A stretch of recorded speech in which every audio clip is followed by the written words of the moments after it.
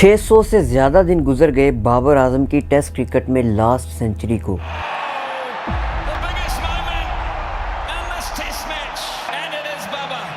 पिछली 16 test innings में वो सेंचुरी तो दूर की बात, एक हाफ सेंचुरी भी नहीं बना पाया। वो बैट्समैन जो इस 24 अगस्त तक टेस्ट बैट्समैन की रैंकिंग में तीसरे नंबर पर खड़ा था, 10 दिन बाद वो 12वें नंबर पर आ जाता है। अब टेस्ट की टॉप 10 रैंकिंग में भी उसका नाम नज़र नहीं आ रहा। ये वही बाबर आजम है जिसे कुछ अरसा पहले तक फैब 4 यानी स्टीव स्मिथ, जो रूट, केन विलियमसन और विराट कोहली के साथ जोड़ा जा रहा था। ये कहा जा रहा था कि जहां इन चारों की बात होगी वहां बाबर आजम का नाम जरूर आएगा।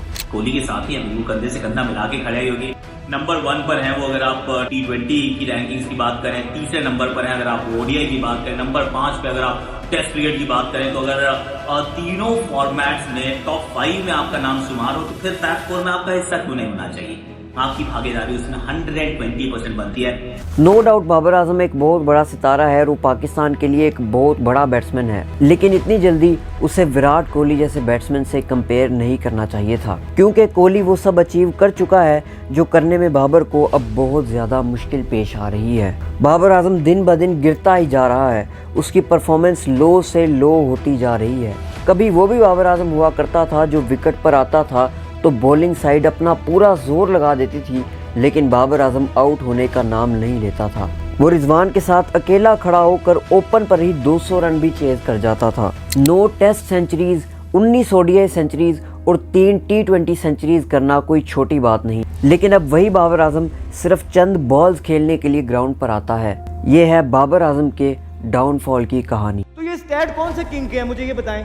ये किंग का मैं क्या करूं कि जो उसने मैच नहीं जितवा के देना है। बाबर आजम को बनाना पाकिस्तान ने और बिगाड़ना भी पाकिस्तान ने। मुझे अभी भी याद है, हम उस वक्त कहते थे यार ये यंग कप्तान है, अच्छा बैट्समैन है, गुड कैप्टन, और मैंने कहा ये यही उतारेंगे लोग, ये पाकिस्तान का मीडिया ही इनको उतारे, और वही हुआ।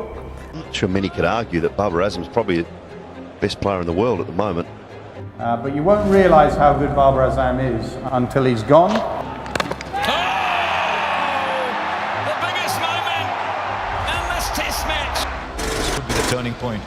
ये 2019 का साल था जब बाबर आजम पाकिस्तान के लिए एक बहुत बड़े बैट्समैन बनते जा रहे थे। वो हर मैच में मुसलसल परफॉर्म कर रहे थे और हर मैच में स्कोर करना अब उसकी आदत थी।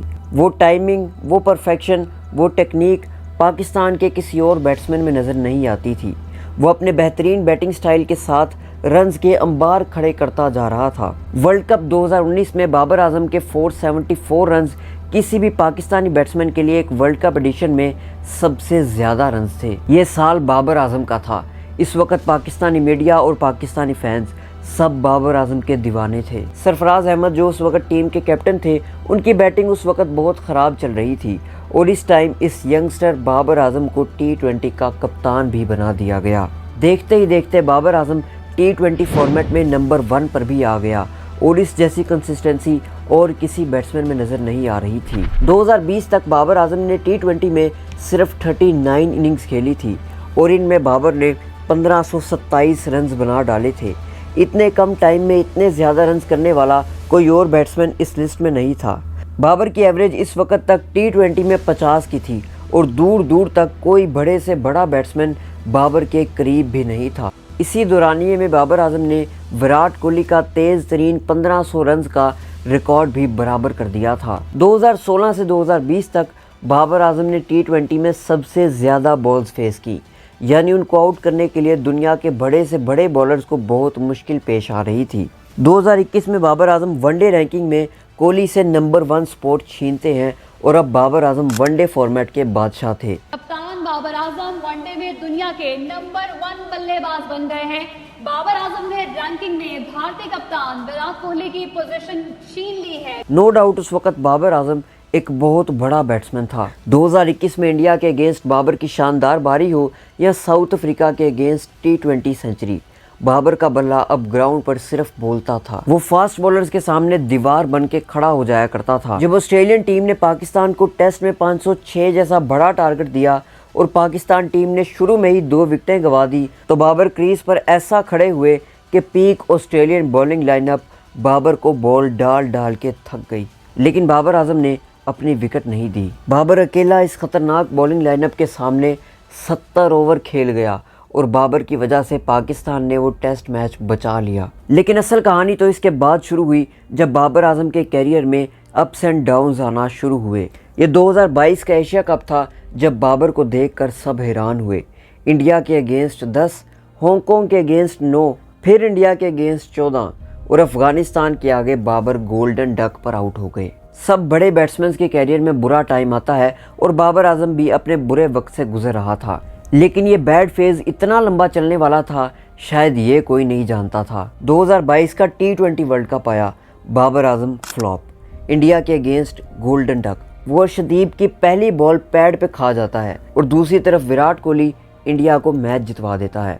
बाबर की टाइमिंग परफेक्शन अब वो नहीं रही थी जो पहले हुआ करती थी। अब बाबर आजम को लोगों ने कप्तानी से हटाने की डिमांड्स भी शुरू कर दी थी। 2023 का वर्ल्ड कप आया, बाबर इसमें उस तरह से डिलीवर नहीं कर पाए जो लोग बाबर से चाहते थे। सब पाकिस्तानी फैंस अब बाबर आजम से हर मैच में बड़ी परफॉर्मेंस देखना चाहते थे, क्योंकि वो खुद हर मैच में परफॉर्म करके सबको इसकी आदत लगा चुका था। वो हर मैच में परफॉर्म किया करता था और लोगों को ये देखने की आदत हो गई थी कि बाबर आएगा, सेंचुरी नहीं तो कम से कम वो 50 ज़रूर करेगा। कोई दूसरा बैट्समैन रन बनाए या ना बनाए, बाबर आजम रन ज़रूर बनाएगा। और अब जब वो रन नहीं बना रहा था तो उससे खूब ट्रोल किया गया।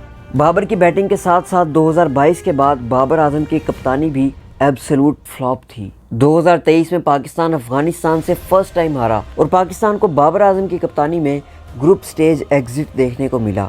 इसके बाद पाकिस्तान वापस आने पर बाबर आजम को कप्तानी छोड़ने के लिए कहा गया और बाबर आजम ने रिजाइनेशन भी दे दी। लेकिन फिर एक सीरीज़ के बाद उसको दोबारा से वाइट बॉल की कैप्टेंसी पकड़ा दी गई और इतने प्रेशर के बावजूद बाबर आजम ने भी दोबारा से कप्तानी ले ली और फिर ये डाउनफॉल कंटिन्यू रहा। बाबर आजम ने T20 में नंबर 3 पर भी खेल कर देखा और हाँ, वो कप्तानी छोड़ने के बाद T20 सीरीज़ में अच्छा परफॉर्म करता हुआ भी नज़र आया, लेकिन फिर वही बात आ जाती है, बड़ा स्कोर, सेंचुरी। बाबर की बनाई हुई लास्ट सेंचुरी वही है जो बाबर आजम ने मुल्तान स्टेडियम में नेपाल के अगेंस्ट 2023 में बनाई थी। उसके बाद से अब तक बाबर आजम ने एक भी सेंचुरी नहीं बनाई। 2024 Australia versus Pakistan test series में ये उम्मीद थी कि बाबर बड़े रन बनाएगा, लेकिन बाबर इसमें भी फ्लॉप रहा। बाबर आजम फ्लॉप यानी पाकिस्तानी टीम फ्लॉप। जब वो रन नहीं करता तो रिजवान के अलावा तकरीबन पाकिस्तान टीम में और कोई बैट्समैन भी रन नहीं करता और इसीलिए पाकिस्तान टीम आज अपने वर्स्ट डाउनफॉल को देख रही है। ऑस्ट्रेलिया वाली सीरीज़ में बाबर आजम फ्लॉप रहे, वो एक भी 50 नहीं बना पाए। 2024 के T20 वर्ल्ड कप में भी वो बड़े स्कोर नहीं कर पाए। इंडिया वाले मैच में जब पाकिस्तान आराम से खेल के मैच जीत सकता था तब बाबर ने अपनी विकेट दी और इंडिया तो इंडिया, कनाडा के अगेंस्ट भी बाबर सेम तरह से आउट हो गया।